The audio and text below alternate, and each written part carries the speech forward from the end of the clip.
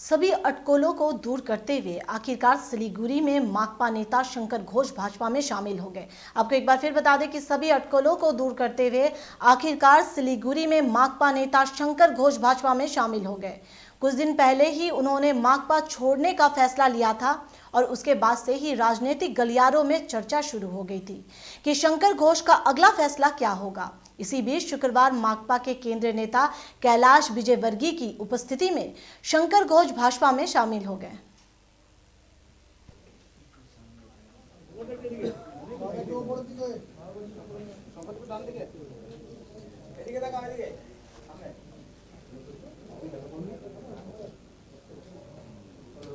चलिए, धन्यवाद।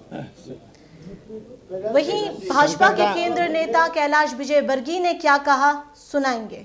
सभी जानते हैं कि बंगाल में एक भारतीय जनता पार्टी की आंधी चल रही है। पिछले दिनों जिस तरीके से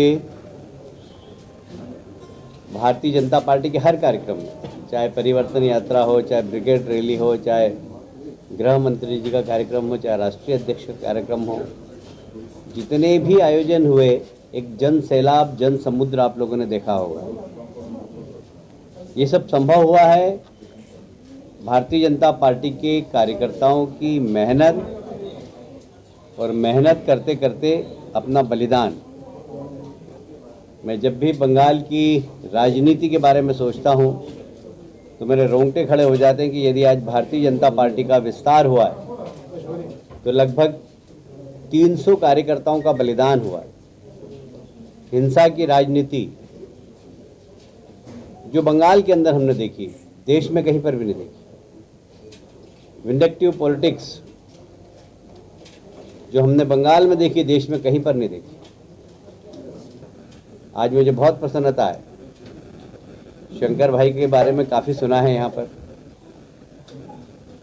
एसएफआई से अपना छात्र जीवन चालू किया, छात्र राजनीति से, समाज से जुड़े हुए हैं, कारपोरेशन में रहे, और सबसे बड़ी बात है कि बेदाग छवि।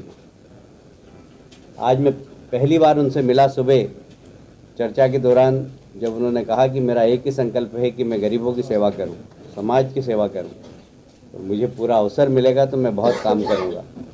भारतीय जनता पार्टी में बहुत अवसर है और हमारे देश के नेता प्रधानमंत्री जी ने संकल्प ही गरीब की गरीबी दूर करने का लिया है। लोगों ने गरीब हटाओ का नारा दिया है, पर गरीबी इस देश की हटी नहीं। पर मैं दावे से कह सकता हूं कि प्रधानमंत्री जी ने केंद्र की ऐसी ऐसी योजनाएं बनाई, चाहे जनधन योजना हो, चाहे उज्ज्वला योजना हो, चाहे प्रधानमंत्री आवास योजना हो, चाहे प्रधानमंत्री नल जल योजना हो, जिसके माध्यम से गरीब के घर में पानी पहुंचाना, चाहे बिजली पहुंचाने की बात गरीब के घर में। ये जो गरीबी हटाने का संकल्प प्रधानमंत्री का है, उससे काफ़ी लोग प्रभावित होकर आज भारतीय जनता पार्टी में सम्मिलित हो रहे हैं। सभी अटकलों को दूर करते हुए आखिरकार सिलीगुड़ी के माकपा नेता शंकर घोष भाजपा में शामिल हो गए। वहीं भाजपा में शामिल होने के बाद माकपा नेता शंकर घोष क्या कह रहे हैं, सुनते हैं। उनी लक्ष्ये स्थिर, ओनार उद्भावनी शक्ति भीषण एवं तिनी जेटा ठीक करें सेटाके पूरण करें, फले स्वाभाविकभावेई तार प्रति आकर्षण आमार बेड़ेछिल এবং সেই জায়গায় দাঁড়িয়ে এই রকম পরিস্থিতিতে আমি সত্যি আমাদের সাংসদ রাজু বিৎসের ব্যবহারে আমি এত খুশি ছিলাম।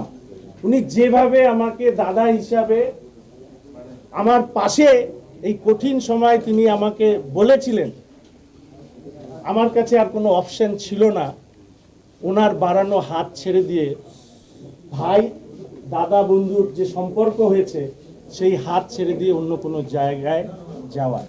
ফলে আজকে আমি এসেছি। লাস্টলি আমি শুধু এটুকু বলবো যে আমি এই পরিবারের নতুন সদস্য, কিছু চিনি না, কিচ্ছু জানি না। নতুন সদস্যদের কাছে পরিবারে যেতে গিয়ে বলবো আমার কিচ্ছু দরকার নেই, একটু ভালোবাসবেন, একটু স্নেহ করবেন, আর আমার সেলফ রেসপেক্টে আঘাত করবেন না।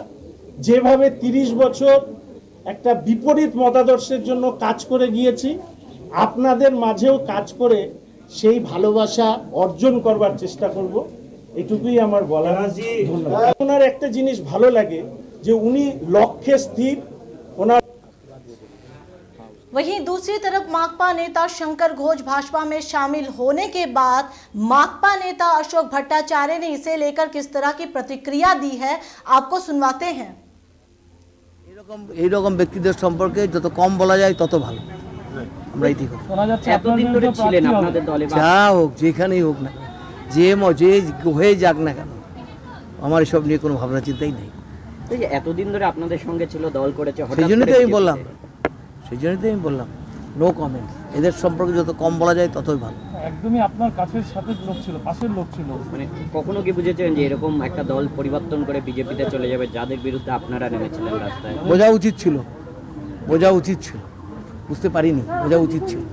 এই মুহূর্তে যেহেতু আপনারা লড়াইটা করছেন বিজেপির সাথে, সেখানে সেই সাম্প্রদায়িক দল বলে একটা অভিযোগ বিজেপির বিরুদ্ধে, সেই দলের তিনি যোগ দিলেন। উনি কি করলেন না করলেন আমার কোনো মাথা ব্যথা নাই, ওনার সঙ্গে পার্টির কোনো সম্পর্ক নাই, ওকে পার্টি থেকে এক্সপেল করে দেওয়া হয়েছে। আমি তার চ্যাপ্টার ইজ ক্লোজ না।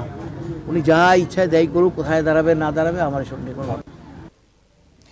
हमने सुना माकपा नेता अशोक भट्टाचार्य इसे लेकर कुछ भी नहीं कहना चाह रहे हैं।